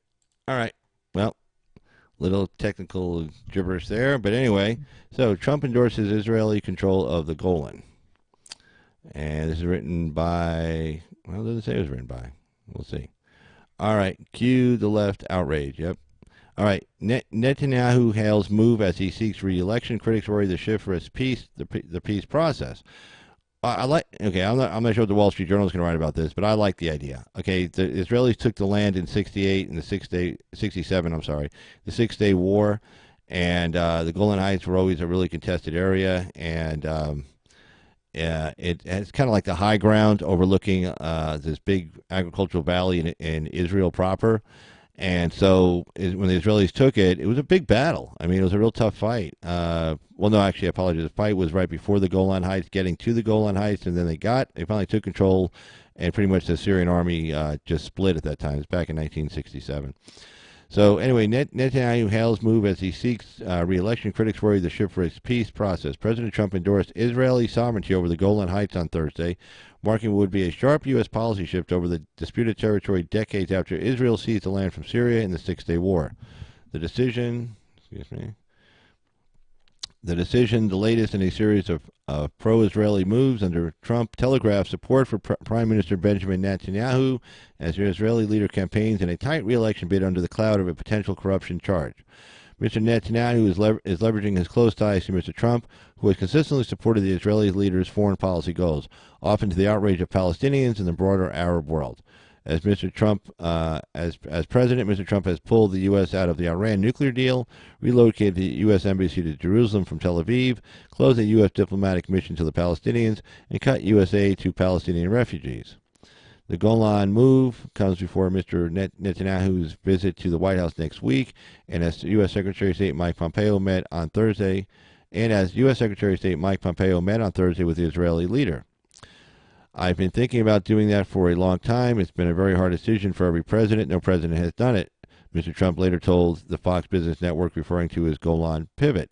For years, other presidents have campaigned. They said they'd do it. This is sovereignty. This is security. This is about regional security. Mr. Netanyahu has pushed for the U.S. to recognize Israel's sovereignty over Israel-controlled parts of the Golan Heights, which Israel seized from Syria during the 6 Day War in 1967, and then annexed the territory in 1981 despite international condemnation. He stepped up his lobbying efforts in recent months, urging administration officials to acknowledge Israel's control over the disputed territory. He said it was crucial, in part because of Iranian attempts in the area to use Syria as a platform to attack Israel. True. At a time when Iran seeks to use Syria as a platform to destroy Israel, President Trump boldly recognizes Israeli sovereignty over the Golan Heights. Thank you, Mr. President Trump. Thank you, President Trump. Mr. Netanyahu wrote on Twitter. The prospects for negotiations between Israel and Syria over the disputed territory in Golan are non-existent, analysts said. Israel would almost certainly refuse to relinquish control over the contested territory. The U.S. hasn't officially recognized Israel's sovereignty over the Golan, in keeping with the United Nations resolution it co-wrote after the 1967 war. Mr. Trump's Twitter declaration, we'll come up to the top here, doesn't immediately change that, but the move puts at risk the Trump administration's efforts to forge a peace plan between Israel and the Palestinians that the White House now said will happen after the Israeli elections. Palestinian authorities repeatedly accused the Trump administration of being a dishonest broker and has refused official contact with the U.S. since the embassy move. Well, you know what? Screw the again. I went off on the Palestinians one night on this channel, but screw the Palestinians. Okay, they don't want peace. Ben Shapiro said something really good on this. He said, if the Palestinians put down their weapons tomorrow, you'd have peace in Gaza, peace in the West Bank, peace everywhere. And then he asked the question, what would happen if the Israelis put down their guns tomorrow? Basically, they would get slaughtered. Okay, so if the Palestinians put down their guns, the Israelis would treat them peacefully. If the Israelis put down their guns, the Palestinians would come out and slaughter all of them. So hence the reason why the Israelis aren't putting down their guns anytime soon. So the U.S. Arab allies in the region have previously condemned Israel's occupation of the Golan Heights, but didn't immediately react late Thursday. White House needs the support for the peace plan to succeed. Arabs are going to figure out how much they want to piss off Donald Trump at this point. I'm not sure they really want to piss him off too much. I mean, there's a lot of good things he's doing over there. So, oh yeah, totally, they'll totally agree. They just want Israel. They want Israel dead. And they want all the Jews who live there killed. That's it. I mean, just cut to the chase already. I mean, that's what they want, and there you go. So let's see here. What else we got going on? Let's take a look.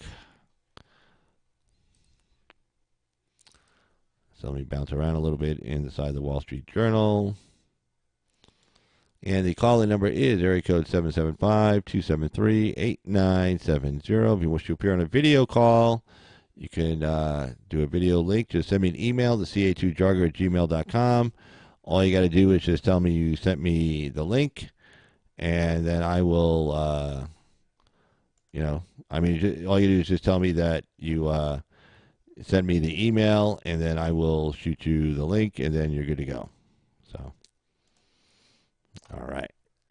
Okay. Let's see who else. Nope. All right. And let's see. Wall Street Journal.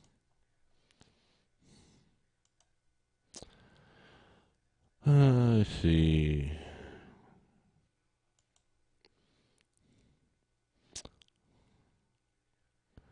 Let's see.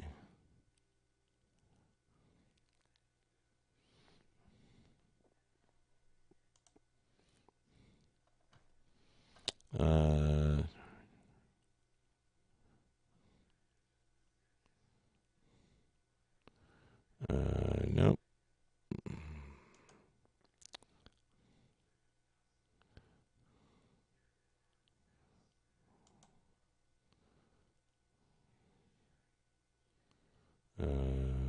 Nope. Take a look at this. All right, let's take a look at this story here, again from the Wall Street Journal. EU agrees to postpone the Brexit deadline. If you remember correctly, back in 2016, same year Donald Trump getting elected, the British voted to exit the European Union, and they referred to that as Brexit, Britain exit, BR exit, if you will. And so after they voted for it, they thought, well, we're going to leave. Well, then, of course, Theresa May's in office, and there's a lot of never Brexit people in the British government. They don't want to leave the EU. They make a lot of money from being in the EU. It doesn't help the British people any, and of course, they have to take all the, Syrian and Somalian and whoever refugees, whoever from the rest of Europe, and it causes crime. London now has a higher murder rate than New York City. If you can imagine that. And they don't use guns, they use knives and acid and all kinds of wonderful things. They run you over, they kill people. So anyway, so they voted to get out. The British government's been stalling it, and there was a vote based on Theresa May's deal, which was worse than actually staying in the EU. It said they'd pretty much have to stay in the EU but not have a vote. So they still have to be required to jump through all these hoops and pay all kinds of money in a big, big mess. So basically, they're just looking for a no-deal Brexit. A lot of people in Britain just say, look, we don't want to deal with the EU, we'll just leave. Screw them. Now, here's the deal, and I was watching somebody's channel this morning. I can't remember. I think it was Sticks and Hammers. And he was saying, hey, look, man, the British leave. There's tons of people lined up to make trade agreements with Britain, including us. Trump's already told them that. Look, if you guys split from the EU, we'll do all kinds of trade deals with you. We can do bilateral trade deals. We don't need the EU as part of it. Now, remember President Obama, who was interfering in that election, in that referendum vote, but when he went over there and he said, well, if you guys break away, don't count on us to do any deals with you. You'll be waiting in the queue, the line, and you better stay with EU. So there's somebody interfering in an election, to wit, President Obama. He did it openly. He said it right there. Don't do it. Here's a foreign leader telling people of a country what to do and what not to do. Okay, that's pretty arrogant, but nonetheless. So they voted to leave anyway, and they left. Well, they haven't left yet, but they voted to leave.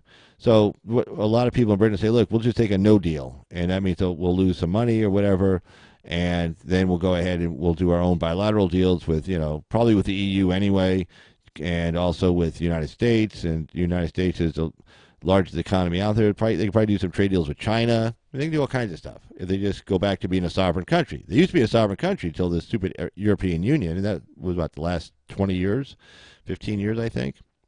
So it's not like it's been forever. But anyway, let's get to the story here. Okay. Yeah. Oh yeah. I watch. Yeah. I watch. I try to watch six every morning. He like Mark Dice. I'm West Coast, so Mark Dice comes on at 5.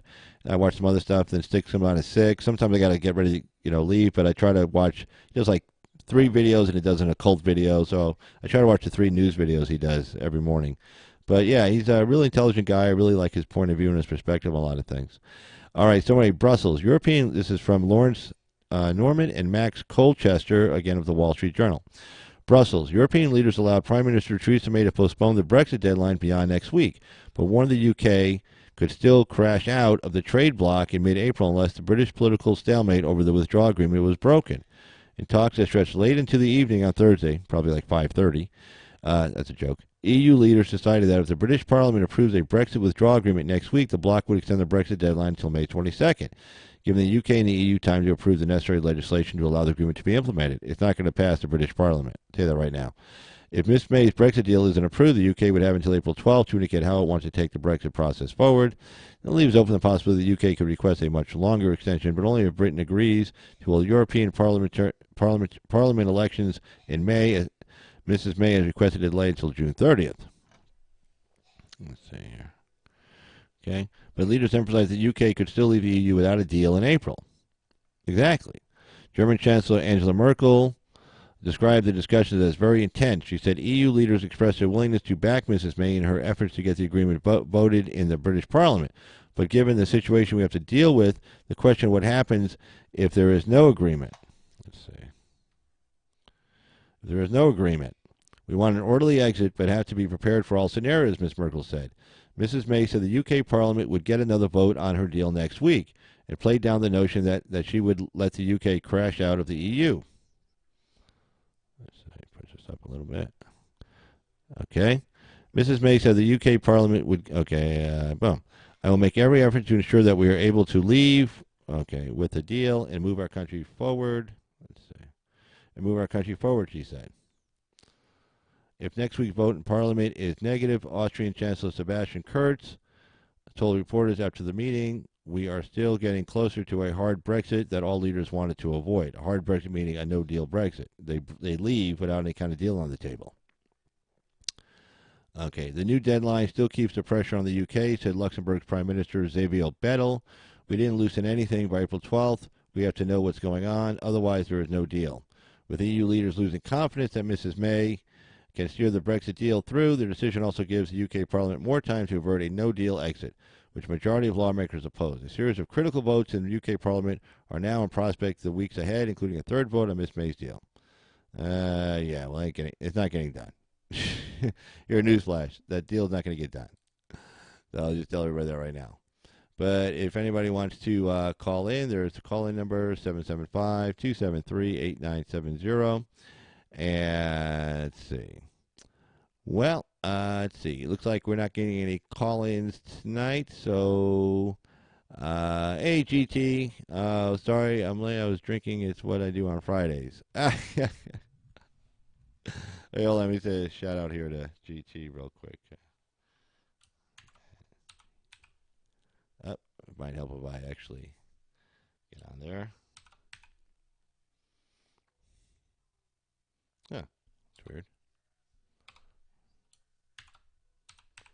There we go.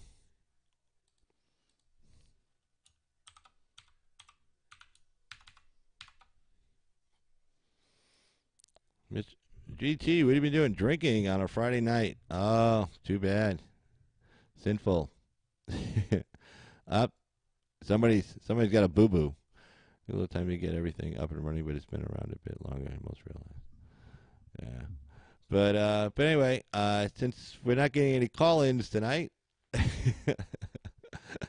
so for whatever reason, but I'll just go ahead and say, let's see. Let me just take a look. Maybe there might be one more story I'll cover here. Uh,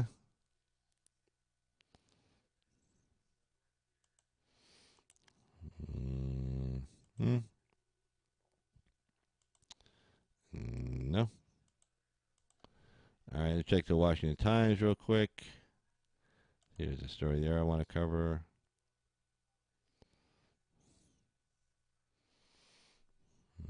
Hmm.